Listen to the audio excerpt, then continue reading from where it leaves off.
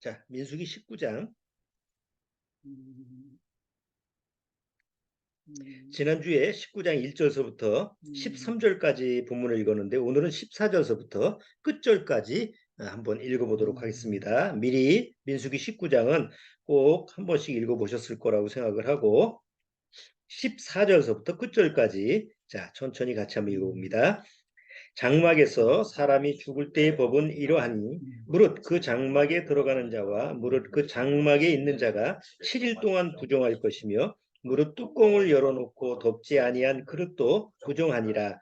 누구든지 들에서 칼에 죽이운 자나 시체나 사람의 뼈나 무덤을 만졌으면 7일 동안 부정하리니 그 부정한 자를 위하여 죄를 깨끗하게 하려고 불사른 죄를 취하여 흐르는 물과 함께 그릇에 담고 정한 자가 우슬초를 취하여 그 물을 찍어서 장막과 모든 기구와 거기 있는 사람들에게 뿌리고 또 뼈나 죽임을 당한 자나 시체나 무덤을 만진 자에게 뿌리되 그 정한 자가 제3일과 제7일에 그 부정한 자에게 뿌려서 제7일에 그를 정결케 할 것이며 그는 자기 옷을 빨고 물로 몸을 씻을 것이라.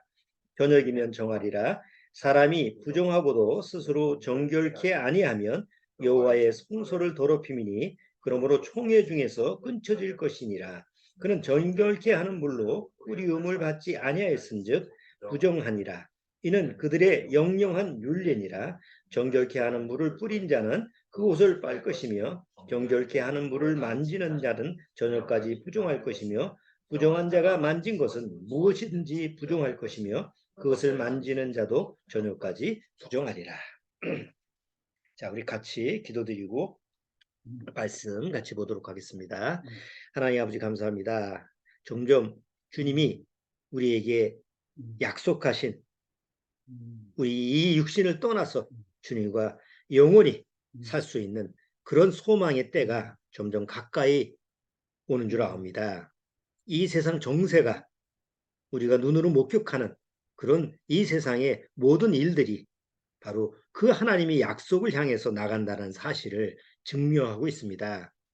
그럼에도 불구하고 혹 우리 마음속에서는 주님이 언제 오실까? 주님이 당분간은 오시지 않을 거라고 하는 그런 막연한 생각과 그런 느슨한 생각으로 또 우리가 세상과 분리되지 못하는 어리석음을 취하는 경우가 많이 있습니다. 그렇기 때문에 늘 사도 바울은 깨어 정신을 차리고 있으라고 말씀으로 깨어 있으라고 우리에게 경고의 말씀을 해주셨습니다. 아무쪼록 구원받고 나서 주님이 언제 우리를 이 세상에서 데려가실지라도 늘 준비가 되어 있는 그런 자세로 살아가도록 주님께서 인도하여 주옵소서. 주님께서 구원받은 이후에도 우리에게 원하는 삶이 무엇인지 말씀을 통해서 제대로 깨닫고 항상 준비가 되어 있는 그런 자세로 살아가도록 주님께서 인도하여 주옵소서. 시종을 주님께 부탁드리오며 예수님의 이름으로 기도드리옵나이다. 아멘. 자, 지난주에 우리가 붉은 암송아지의 그런 피, 또 붉은 암송아지의 그 의미가 무엇인지 우리가 좀 살펴봤어요.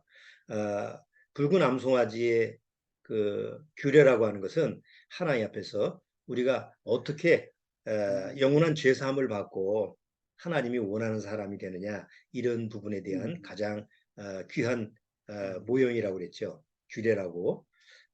이스라엘 민족은 지금까지 이 규례를 지키지 못해서 늘 안타까워해요.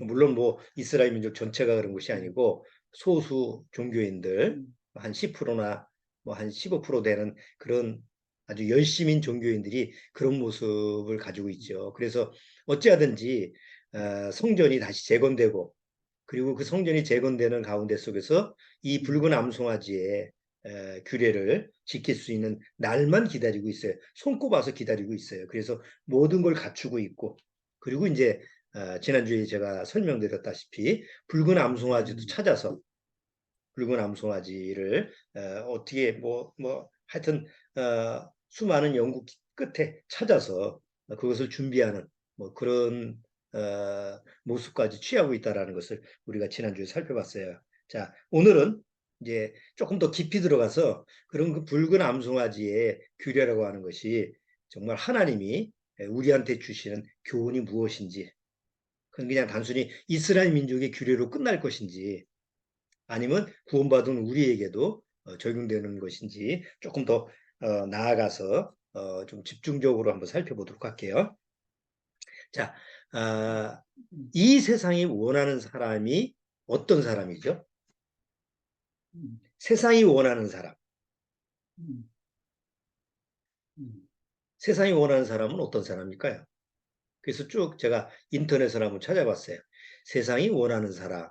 그래서 세상이 원하는 사람, 그것도 여러 가지 각도로, 뭐 종교적으로도 철학적으로도 뭐 여러 가지 이제 내용이 이렇게 있어요. 책도 있고.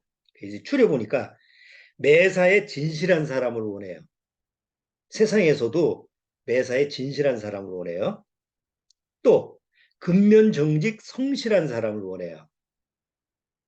또 정의로운 사람을 원합니다. 세상이. 아니 악한 세상인데도 이 세상이 원하는 사람은 절대 강도 아주 그냥 그 살인범들 이런 사람들을 원하는 게 아니에요. 여러분들은 우리가 자칫 잘못 착각을 해요. 아, 사단 마귀가 원하는 사람들은 아주 흉악범, 살인범, 뭐 아주 그냥 강도 이런 나쁜 사람들을 사단이 좋아하는 걸로 생각하는데 사단도 그런 사람 싫어해요. 어? 왜?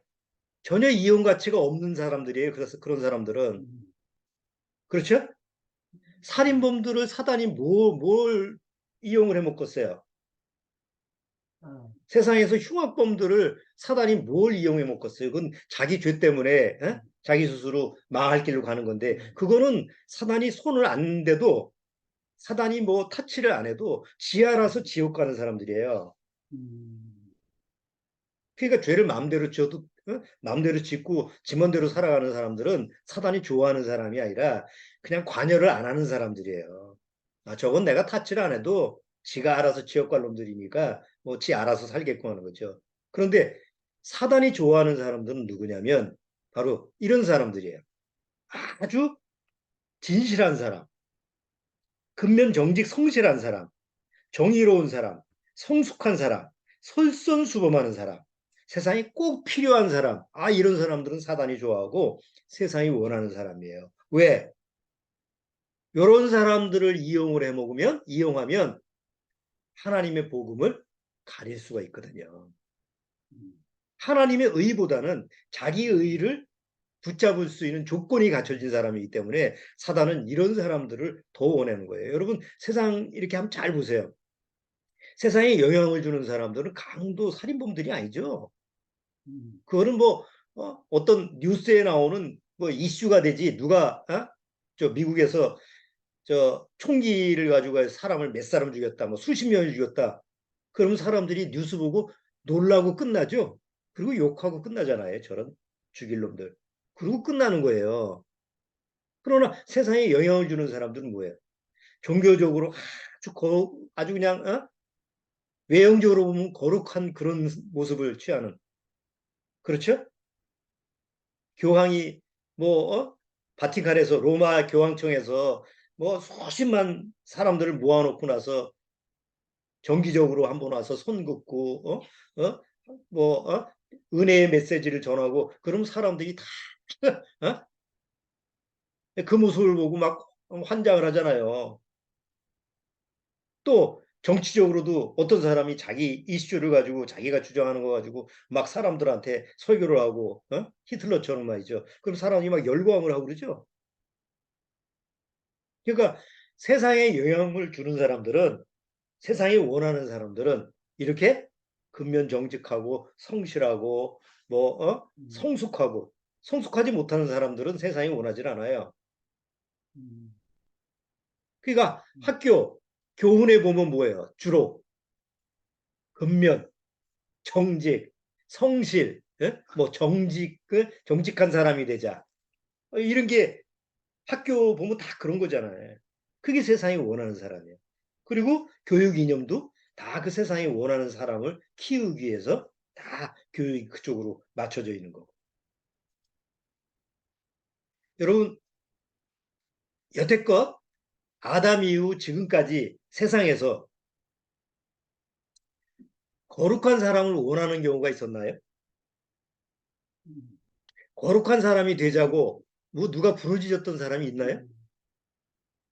신기하게도 세상 뭐 유명한 정치인, 종교인, 세상이 뭐 아니 세상에 속해 있는 그런 아주 세상에 영향력을 준 사람인데도 불구하고 세상에서 거룩한 사람이 필요합니다. 세상이 원하는 사람들은 거룩한 사람입니다. 이런 거를 주장한 사람도 한 사람도 없었고 그거를 가르친 사람도 없었고 그것을 바라는 사람도 없었어요. 신기하게도. 왜 그렇죠? 그거는 세상에서는 불가능한 일이라는 것을 알기 때문에 그래요. 자, 그런데 우리가 성경을 통해서 하나님이 원하는 사람은 어떤 사람이에요? 하나님이 원하는 사람은 매사에 진실한 사람을 하나님이 원하나요? 성경에 너희는 하나님 앞에 진실한 사람이 되라. 이런 말이 있나요? 아, 신실한 사람이라는 말은 나와요. 어? 그러나 세상적인 말로 진실한 사람이 되라. 아, 이런 말은 안 나와요. 정직한 너희는 하나님 앞에서 정직한 영이 정직한 영이 들어왔다는 말은 있어도 정직한 사람이 되라는 말은 안 나와요. 왜? 그건 있을 수가 없는 일이니까. 그러면 하나님이 원하는 사람은 어떤 사람이냐? 100% 완전한 사람이 돼요. 내가 온전하니 너희도 온전하라. 100% 거룩한 사람이 원해요. 내가 거룩하니 너희도 거룩하라. 내가 100% 거짓말을 안 하고 거짓이 없으니까 너희도 100% 거짓이 없는 사람이 되라. 내가 의롭기 때문에 너희도 100% 의로운 사람이 되라. 자, 아까 세상이 원하는 사람하고 하나님이 원하는 사람하고 중복되는 게 있을까요? 교차가 되는 게 있나요? 그 중에 하나라도 서로 이렇게 연결이 되는 게 있나요? 신기하게도 없어요. 세상이 원하는 사람하고 하나님이 원하는 사람하고 근본적으로 달라요. 그런데 세상에 속한 기독교 종교는요, 어디에 원하는 사람을 추구를 해요. 하나님이 원하는 사람이 아니라 세상이 원하는 사람 쪽으로 추구를 해요. 그게 기독교 종교라는 거예요. 아니, 아무리 성경에서 뭐 거룩하고 온전 100% 거룩해야 되고 100% 온전해야 되고 100% 의로워야 되고 100% 거짓이 없어야 되고 이렇게 성경에 기록돼 있어도 우리는 그걸 스스로 못 하잖아요. 그럼 차라리 우리는 안 되는구나. 우리는 하나님 앞에 그럴 수가 없구나. 그러면 어떻게 해야지? 하고 하나님 앞에 해답을 구해야 되는데 세상에 속하는 특히 기독교 종교는 아니 그래도 우리는 뭐가 할 수 있어야 되지 않아? 100% 하나님 앞에서 하나님한테 전적으로 맡기고 우리는 제로라고 한다면 그건 너무한 거 아니야? 그런 관념이 있기 때문에 뭐래도 해야 되기 때문에 또 나름대로 교회 안에서 그래도 정직한 사람이 돼야 되고 성실한 사람이 돼야 되고 십계명도 지켜야 되는 사람이 돼야 되고 율법을 조금 될 수 있는 대로 노력해서 다는 못 지키더라도 그래도 몇 개는 지켜야 되지 않겠느냐라는 식의 사상을 가지고 하나님을 믿는 거예요. 그럼 그렇게 믿는다고 해서 하나님이 원하는 사람이 되나요? 안 되잖아요. 자, 붉은 암송아지의 규례가 왜 필요하냐? 바로 이것 때문에 그런 거예요. 절대 하나님이 원하는 사람은 세상에서는 이루어질 수가 없어요. 세상 방법으로는 하나님이 원하는 사람이 될 수도 없거니와 만들 수도 없고 되어지지가 않아요. 그 사실을 깨닫게 하기 위해서 붉은 암송아지의 규례를 준 거예요. 여러분, 붉은 암송아지에 규례하니까 그 이스라엘 민족은 자기 죄를 질 때마다 그 희생 제물을 드리잖아요. 양이나 염소나 뭐 이런 걸 드리죠. 매번 드리는데 물론 그것도 흠이 없는 걸 이렇게 드리게 돼 있지만 붉은 암송아지는 그 자체를 구하기가 힘들대요. 2000년 전에 그야말로 유전자, 지금처럼 유전자가 발달돼서 그걸 임의적으로 만들 수 있는 그런 시대가 아닌 그 당시에 2000년 전에 그보다 3500년 전이죠. 여기 지금 이 출애굽기 이 이스라엘민족이 광야 생활할 때는 지금부터 3500년 전에는 그야말로 붉은 암송아지를 어디서 구해야 돼요? 자연산을 구해야 돼요. 물론 그들이 목축을 하죠. 하지만 그 수많은 소들 중에서 그 수많이 그렇게 키우는 수많은 소들 중에서 붉은 암송아지를 찾는 거는 마치 모래에서 바늘 찾기 하고 비슷하대요. 그거 하나 찾기가 그렇게 쉬운 게 아니에요. 뚝딱 한 마리 잡아가지고 너 일로 와. 이게 좀 붉게 생겼네? 하고 죽이는 게 아니죠. 민수기 19장의 규례를 보면 뭐예요? 흠도 없고 점도 없어야 돼요. 붉은 암송아지인데 가만히 세세히 찾아보니까 하얀색이 한 마리 하나가 있어. 털이. 뭐 검은색이 있어. 그럼 불합격이에요. 그러니까 그 당시에 이 붉은 암송아지를 찾는다라는 것도 사실은 하나님의 섭리 속에서 이루어지는 거죠. 그렇잖아요? 지금은 인간들이 과학을 발전시켜가지고 뭐 유전자를 해가지고 만들 수 있겠지만 그 당시에는 철저하게 자연적으로 얻어야 되니까 그걸 어떻게 만들겠어요? 그러니까 하나님의 섭리 속에서 하나님이 주시는 거 아니면 그건 구할 수가 없는 거예요. 그러니까 그렇게 힘들게 구한 것을 또 점도 흠도 없는 것을 찾아가지고 그것을 재로 만들어서 하나님 앞에서 정결하게 써야 되는 그런 규례라고 하기 때문에 이스라엘 민족 입장에서도 이스라엘 민족이 이걸 행하는 입장에서도 이게 보통 어려운 일이 아닌 거죠. 그런데 없으면 또 안 되는 거예요. 그래서 이스라엘 그 역사를 보면 이 붉은 암송아지를 잡아서 이렇게 재를 만든 게 한 10번 정도, 뭐 한 9번 정도, 10번은 안 채우고 지금까지 9번 정도 이루어졌다고 그래요. 지금 2000년 정도는 못했으니까 예수님 오시기 전까지 9번 정도 했다라는 것은 뭐 손가락이 꼽을 정도잖아요. 그러니까 그렇게 쉽게 할 수 있는 규례가 아니라는 거죠. 암송아지 잡는 게. 자, 그렇게 어렵다라고 하는 것을 성경에서 민수기 19장에서 뭐라고 얘기하느냐 한번 보시죠. 민수기 19장에.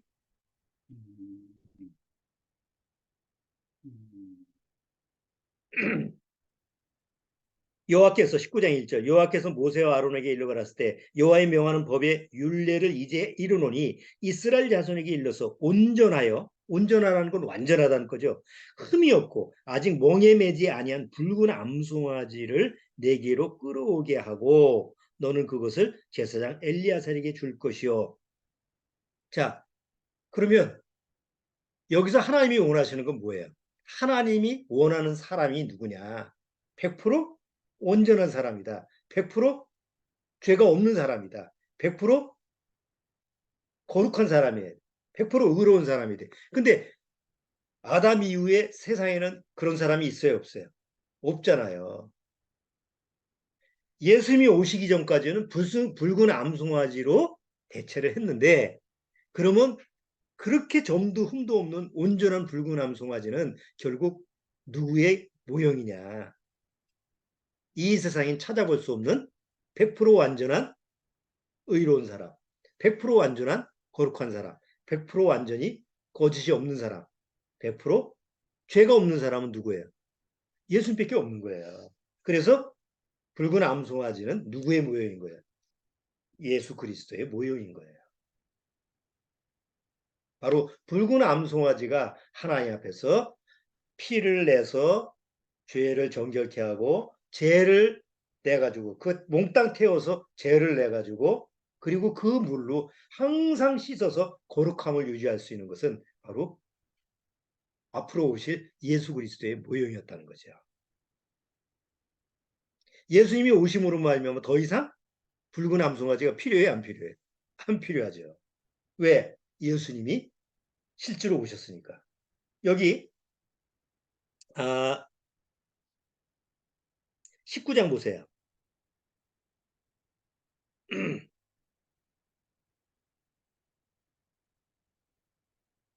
19장 3절 보세요. 19장 3절에 너는 그것을 제사장 엘리아살에게 줄 것이요. 그는 그것을 어디로 가죠? 진 밖으로 끌어내어서 자기 목전에서 잡게 할 것이며. 여러분, 이스라엘 민족이 번제, 뭐 소제, 속죄제, 속건제 다 희생제물은 어디서 드렸죠? 성막 안에서 드렸죠? 성막 안에 보면 번제단 있잖아요. 그러니까 성막에 들어가서 거기서 잡아가지고 번제단에 태우고 그 피를 냈잖아요. 그 성막이라는 데는 진 밖이에요? 진 아니에요? 진 아니에요. 그리고 진 가운데예요. 그런데 붉은 암송아지는 어디로 끌고 가요? 진, 진 밖으로 끌고 가서 거기서 죽여서 피를 내고 거기서 태우는 거예요. 그런데 붉은 암송아지 누구의 모형이라고요? 예수 그리스도의 모형이죠. 예수님이 십자가에 죽으실 때 어디서 죽으셨어요? 예루살렘 성 안에서 죽으셨어요? 성문 밖에서 죽으셨어요? 성문 밖에서 죽으셨죠. 자, 그렇기 때문에 예수님의 모형이구나 라고 하는 것을 우리가 알 수 있는 히브리서 13장 한번 보시죠. 여기 손잡고 민수기 손잡고 히브리서 13장.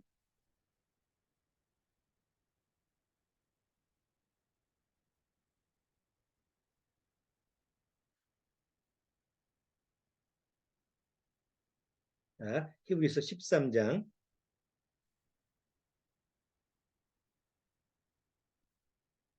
13장 12절 보세요. 10, 10절서부터 읽어볼게요. 10절서부터 우리에게 제단이 있는데 그 위에 있는 제물은 장막에서 섬기는 자들이 그 제단에서 먹을 권한이 없나니 이는 죄를 위한 짐승의 피는 대제사장이 가지고 성소에 들어가고 그 육체는 영문 밖에서 불사름이니라. 그러므로 예수도 자기 피로서 백성을 거룩해 하려고 예수도 자기 피로서 백성을 어떻게 하려고? 거룩해 하려고 성문 밖에서 고난을 받으셨느니라. 그런즉 우리는 그 능욕을 지고 영문 밖으로 그에게 나아가자. 다른 제사에서 찾아볼 수 없는 아주 특별한 그 모형적인 요소가 바로 붉은 암송아지한테 있는 거죠. 다른 제사는 진 밖으로 가가지고 거기서 잡는 게 아니잖아요. 죽이는 게 아니잖아요. 오직 붉은 암송아지에 그 붉은 암송아지만 진 밖으로 끌고 가서 거기서 죽이는 모습을 통해서 예수님이 성문 밖에 끌고 나가서 십자가의 죽음으로 말미암아 자기를 따르는 모든 백성을 거룩해 하려고 죽으셨다는 사실과 일맥상통한 얘기죠. 자, 그 예수님이 죄가 있으면 그 일을 해요, 못해요? 못하죠. 붉은 암송아지가 흠이 있거나 뭔가 문제가 있으면 그 붉은 암송아지가 우리를 대신해서 죄를 정결케 하는 그 모습의 죄가 만들어질 수 있어요, 없어요? 없어요. 그렇기 때문에 예수님 안에 죄가 조금이라도 있으면 우리를 위해서 대속제물, 희생제물이 될 수가 없어요. 그런데 성경에는 베드로전서 1장을 보시죠.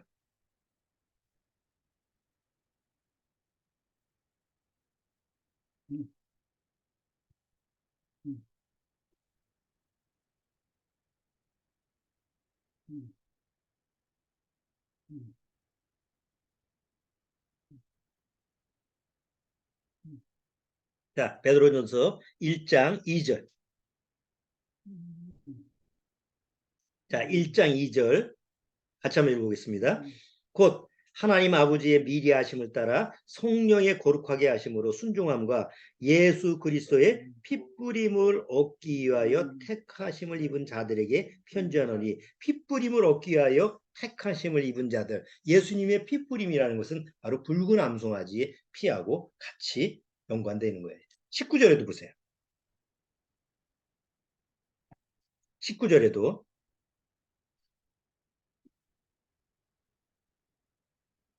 자, 19절에 뭐라고 돼 있죠? 오직 흠없고 점없는, 흠없고 점없는 어린 양 같은 그리스도의 보배로운 피. 예수님은 흠이 없고 점이 없어요. 또 고린도 후서, 고린도 후서 5장,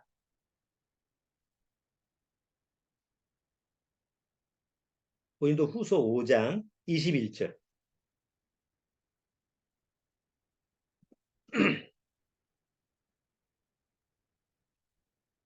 자, 5장 21절. 하나님이 죄를 알지도 못하신 자로, 죄를 알지도 못하신 자가 누구예요? 예수님이에요. 죄라고 하는 게, 물론 죄라고 하는 게 뭐냐라는 걸 아시지. 예? 그 죄를 모른다라고 하는 것은 예수님 안에 죄라고 하는 걸 찾을 수가 없는 거예요. 자기 안에 죄라고 하는 것을 알 필요가 없죠. 우리는 죄를 알아야 돼요. 왜? 죄인이니까. 그러나 예수님은 자기 안에 죄가 없기 때문에 죄를 알 필요가 없어요. 요한일서, 요한일서 3장, 요한일서 3장 5절. 자, 요한일서 3장 5절 같이 읽어보겠습니다. 주를 향하여 이 소망을 가진 자마다 그의 깨끗하신 것 같이 자기를 깨끗하게 하느니라. 죄를 짓는 자마다 불법을 행하나니 죄는 불법이라. 5절 한번 잘 보세요. 그가 우리 죄를 없이 하려고 나타나신 바 된 것을 너희가 아나니 그에게는 죄가 없느니라. 성경에는 분명히 그에게는 죄가 없다고 돼 있죠. 그렇기 때문에 하나님이 죄인인 나를 하나님이 원하는 사람으로 만들기 위해서 필요한 건 뭐예요? 자, 보세요. 나는 이 세상에 아담의 후손으로 태어나는데 아담의 후손으로 태어난 것도 모르고 죄인으로 태어난 것도 모르고 지옥 갈 죄인이라는 것도 모르고 그야말로 아무것도 모르고 살았어요. 그리고 아무것도 모르고 살다가 어느 날 어디로 가요? 지옥 가요. 근데 어느 날 하나님의 은혜로 나를 예수님 안에서 택하셔가지고 나로 하여금 무엇이 죄인지 깨닫게 하고 그리고 나 같은 죄인을 위해서 대신 피를 흘려줄 완전한 사람, 완전히 거룩한 사람, 죄가 완전히 없는 사람인 아들 예수 그리스도를 나를 위해서 세상에 보내신 거죠. 그렇죠? 세상이 원하는 사람은 세상에 많아요. 공자도 있고 맹자도 있고 석거머니도 있고 마호메트도 있고 뭐 소크라스도 있고 4대 성인 뭐 인간이 얘기하는 세상에서 얘기하는 그 위대한 성인들이 세상에 많아요. 하지만 그들은 세상에서 위대할지 모르지만 사람들한테 하나님, 그러니까 세상이 원하는 사람으로 뭔가 도움을 줄지 모르지만 하나님이 원하는 사람으로 인도할 수는 없어요. 누구도. 죄를 가지고 태어난 어떤 누구도 죄인은 절대로 하나님이 원하는 사람으로 나를 만들어줄 수가 없어요. 왜? 본인 스스로도 하나님이 원하는 사람이 되지 못하니까. 그런데 예수님은 누구예요? 하나님이 원하시는 사람이죠. 유일하게 하나님이 내가 내 사랑하는 아들이요. 내 택한 자고. 유일한 하나님이 원하는 사람이 바로 아담 이후에 둘째 아담인 예수님이에요. 첫째 아담은 실패했고 둘째 아담은 바로 직접 하나님이 이 세상에 육신을 입고 아들의 모습으로 오신 예수 그리스도예요. 그럼 그 예수 그리스도가 나를 위해서 뭘 하신 거예요? 십자가에서 붉은 암송아지처럼 희생제물로 죽은 거죠. 그리고 그 붉은 암송아지의 그 죽고 피를 모든 곳에 뿌려서 그 죄가 정결케 되는 것처럼 예수님이 십자가의 피로 말미암아 내가 과거 현재뿐만 아니라 미래의 죄까지도 다 사함을 받고 깨끗함을 입은 거야. 자, 근데 이제 문제가 있어요. 그렇게 깨끗함을 입고 하나님 앞에서 완전해졌고 완전히 의로워졌다고 한다면 그 상태에서 바로 천국을 가야 되잖아요. 바로 이 세상을 떠나버리면 아무 문제가 안 생기는데 구원받고 나서 우리가 100% 거룩한 사람이 됐고 100% 의로운 사람이 됐고 100% 거짓이 없는 사람이 됐는데 여전히 뭘 가지고 세상에 살죠? 육신을 가지고 세상에 사는 거예요. 그런데 여전히 우리 안에는 뭐가 있어요? 죄를 짓는 유괴 성품이 또 있는 거예요. 하나님 편에서는 하나님이 원하는 사람이 됐는데 여전히 세상 편에서는 하나님이 원하는 사람이 세상에 발을 딛고 사는 거예요. 그래서 늘 손과 발이 세상 죄로 말미암아 세상 더러운 걸로 더럽혀지는 거예요. 자, 그거를 씻는 게 물두멍이죠. 제사장들이 물두멍인데 여기 보면 이스라엘 민족이 우리가 노력을 해도 안 되는 부분이 있어요. 이스라엘 민족이 여러분 잘 생각해 보세요. 이스라엘 민족이 광야 생활을 하잖아요. 사막에 보면 사막의 무덤들이 표시가 날까요, 안 날까요? 죽었어. 사람을 묻었어. 우리처럼 이렇게 묘자리를 이렇게 세웠어. 광야라는 것은 모래가 바람이 불면 다 없어지잖아요. 어? 그러니까 짐승의 사체든지 뭐든지 그 광야를 보면 죽은 시체가 뭐 수도 없이 많은데 내가 애쓴다고 해서 노력한다고 해서 그걸 안 접할 수 있어요? 그러니까 이스라엘 민족은 늘 광야 생활하면서 죽은 시체하고 늘 접할 수 있는 환경이에요. 근데 하나님은 어떤 하나님이에요? 항상 거룩해야 되잖아요. 그러니까 항상 거룩하신 하나님 앞에서 항상 거룩함을 유지하기 위한 어떤 방법이 필요했는데 그게 붉은 암송아지 제라는 거죠. 그래서 그 제물로 씻고 또 죽은 시체를 만지면 또 그 씻고 내가 광야 갔다가 좀 앉았는데 보니까 거기가 무덤 자리네. 누가 죽었던 시체가 있는 자리네. 지나가다 뭘 만졌는데 뼈네. 늘상 이런 문제를 접했을 때 하나님 앞에서 그 부정하게 된 것을 정결케 하는 그런 규례를 하나님이 그들한테 허락하신 거예요. 왜? 하나님은 하나님의 거룩성을 항상 유지시켜요. 그 거룩성이 침해되는 걸 하나님은 견디지 못하시는 거예요. 그런데 그 이스라엘 민족한테 주었던 그 규례가 구원받은 우리한테 이제 일상생활에서 어떻게 적용돼요? 우리는 이미 구원받고 100% 하나님 앞에 거룩한 사람임에도 불구하고 여전히 우리는 죄의 성품을 유괴 성품이라는 게 남아있고 이 세상을 접하고 있기 때문에 의식하든 의식하지 않든 내가 죄를 짓지 말아야지. 이제는 구원받았으니까 절대 죄를 짓지 말아야지. 이런 경험을 우리가 해봤잖아요. 구원받았으니까 이제 죄는 덜 져야지. 근데 덜 짓게 되나요? 그게? 오히려 더 많이 짓지. 더 많이 죄가 생각되지. 그렇죠? 옛날에는 죄라고 모르는 것조차도 죄라고 하는 것까지 깨달으니까 이건 뭐 죄의 범벅이 되는 거예요. 그럴 때 내 마음에 또 어둠이 올 수 있는 거예요. 그런데 바로 붉은 암송아지의 죄처럼 예수 그리스도께서 십자가의 죽음으로 말미암아 그 예수님의 보혈의 공로로 늘 내가 깨끗함을 유지할 수 있구나. 늘 말씀으로 말미암아 씻으면 내가 늘 하나님 앞에 거룩함을 유지할 수 있구나라는 해답이 성경에 있기 때문에 바로 우리는 그것을 믿고 항상 하나님 앞에서 거룩함을 유지해야 된다는 거죠. 이게 하나님이 우리한테 주시는 붉은 암송아지의 규례의 교훈이에요. 여러분 우리가 세상에 살면서 세상 어떤 종교나 어떤 교육이나 어떤 세상의 뭐 윤리 도덕적인 방법이라 할지라도 죄를 깨끗하게 하는 방법이 있나요, 세상에?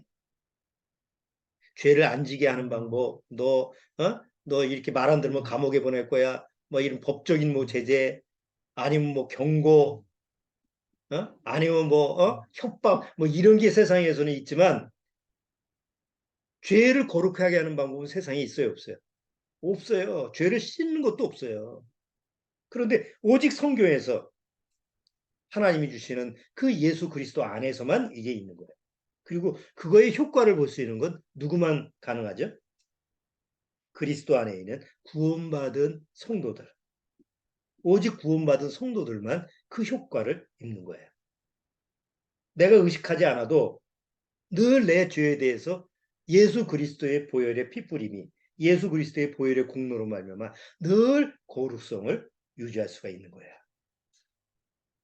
그럼 난 신경 안 써도 되겠네요.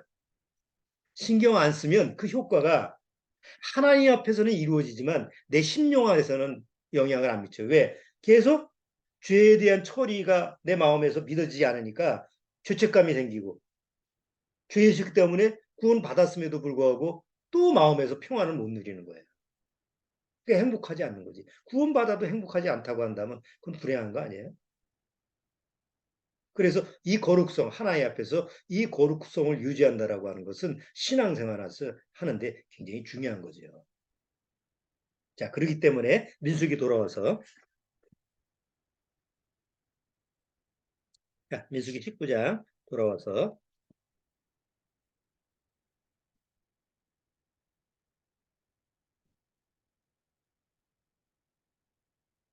18절 보세요. 자, 18절. 정한 자가 우슬초를 취하여 그 물을 찍어서 정막과 장막과 그 모든 기구야 거기에 있는 사람들에게 뿌리고 또 뼈나 죽임을 당한 자나 시체나 무덤을 만진 자에게 뿌리되 그 정한 자가 언제 뿌려요? 아무 때나 뿌리는 게 아니에요. 내가 시체를 만졌어. 어이구 빨리 잿물 가져와 뿌리게. 이게 아니에요. 내가 시체를 만지거나 이렇게 부정하게 됐으면 3일을 기다려야 돼요. 아무 때나 뿌리는 게 아니에요. 3일을 기다렸대. 제3일과 그 다음에 또 제7일에 그 부정한 자에게 뿌리는 거예요. 그러면 제3일은 뭐고 제7일은 뭘까? 자, 보세요. 내가 시체를 만졌어요. 내가 부정한 자가 됐어요. 바로 잿물을 뿌려가지고 정결케 돼야 되는데 3일을 기다려야 돼요. 3일 동안 기다리면서 무슨 생각을 할까요? 3일 동안 기다리면서 난 부정한 자구나. 그렇죠? 난 부정한 자구나. 하나님 앞에서 내가 죄를 깨닫는 시간이야. 그래서 3일째 그 정결하게 하는 물을 뿌렸을 때 정결합을 하는데 그게 예수 그리스도의 죽음과 부활을 의미하는 거죠. 그렇죠? 사흘 만에 죽고 부활하셨잖아요, 예수님이. 그래서 내가 부정케 된 그 사실을 하나님 앞에서 인지를 해야 돼요.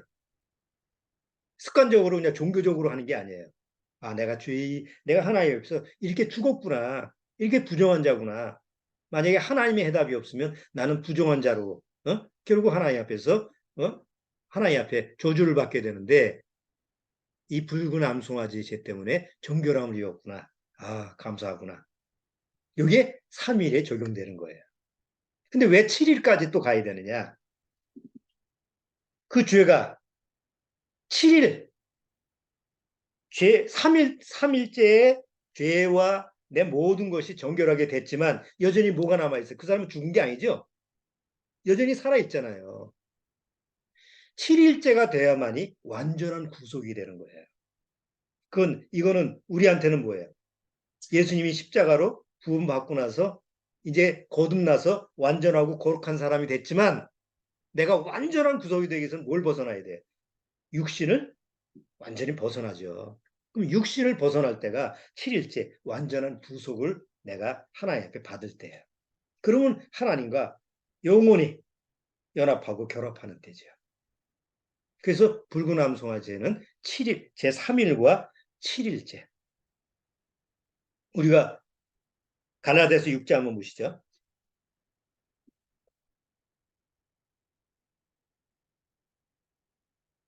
갈라디아서 6장.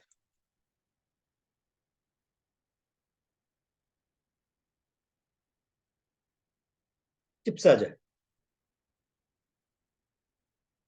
이제 구원받고 나서 예수 그리스도의 피로 말미암아 내가 죄사함 받았어요. 그리고 우리는 이렇게 고백을 해요. 14절. 그러나 내게는 우리 주 예수 그리스도의 십자가 외에 결코 자랑할 것이 없으니 그리스도로 말미암아 세상이 나를 대하여 십자가에 못 박히고 내가 또한 세상을 대하여 그러하니라. 뭐예요? 세상에 대해서. 세상에 대해서 내가 죽었고 세상이 나에 대해서 죽었다. 난 더 이상 세상에 속한 자가 아니다라는 걸 선언하는 거죠. 이게 삼일째예요. 그럼에도 여전히 나는 어디서 살아요? 이 세상에 살잖아요. 주님이 부를 때까지. 그럼 어떻게 살아야 될까? 디도서 2장.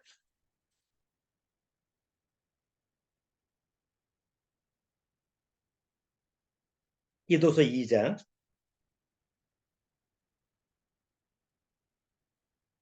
자, 2장 11절서부터 제가 읽어볼게요. 모든 사람에게 구원을 주시는 하나님의 은혜가 나타나 우리를 양육하시되 경건치 않은 것과 이 세상 정욕을 다 버리고 근신함과 의령과 경건함으로 그 다음에 뭐라 그러죠? 어디에 살고? 천국에 가서 하는 게 아니에요. 이 세상에 살고 육신을 떠날 때까지 이 세상에 살아야 돼. 근데 어떻게 살아야 돼? 거룩하게 살아야 되죠. 그럼 거룩하게 사는 게 뭐냐? 복스러운 소망과 우리의 크신 하나님 구주 예수 그리스도의 영광이 나타나심을 기다리게 하셨으니 예수님의 영광이 나타날 때까지를 소망하면서 사는 삶. 세상에 초점을 맞추고 세상에 뭔가 내 눈길을 돌리고 이런 게 아니고 세상에선 죽고 세상의 나에 대해서 죽었다는 걸 선언하고 그리고 그 이후에 주님이 나를 오신다는 두 번째 나타나신다는 그 약속의 소망을 믿고 살아가는 것. 항상 하나님의 말씀으로 나를 씻고 이런 삶이 하나님이 원하는 거룩한 삶이고 바로 이것의 모형이 뭐라고요? 붉은 암송아지의 규례라고 하는 거죠.